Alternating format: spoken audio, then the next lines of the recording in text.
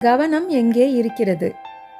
கப்பல் பிரயாணம் ஒன்றில் முன்னுக்கு சென்ற கப்பல் விபத்துக்குள்ளானதில் அதில் பயணித்த மக்கள் வெளியில் குதித்து உயிருக்கு போராடி கொண்டிருந்தனர். பின்னுக்கு சென்ற கப்பலிலிருந்து சிலர் அவர்களை காப்பாற்றி கொண்டிருந்தனர்.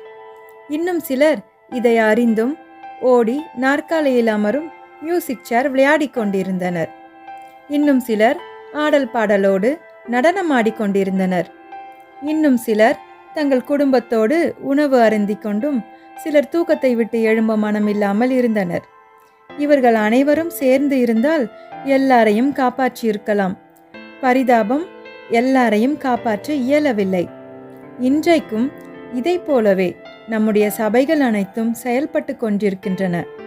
பல சபைகளில் நாற்காலிக்கான பதவி போட்டிகளும், பல சபைகள் ஆட்டம் பாட்டம் நடனம் என்றும், இன்னும் பல சபைகள் எதுவும் செய்யாமல் தூங்கிக் கொண்டும், சில சபைகள் அசன பண்டிகைகளை மட்டுமே கொண்டாடி கொண்டும் அழிகின்ற ஆத்துமாக்களை குறித்த கவலையற்றவர்களாக இருக்கின்றனர்.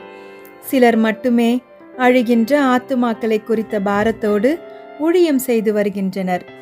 இந்த கடைசி காலத்தில் நாம் எல்லோருமே ஆத்துமாக்களை குறித்த பாரத்தோடு இயேசுவுக்காக ஊழியம் செய்ய வேண்டும்.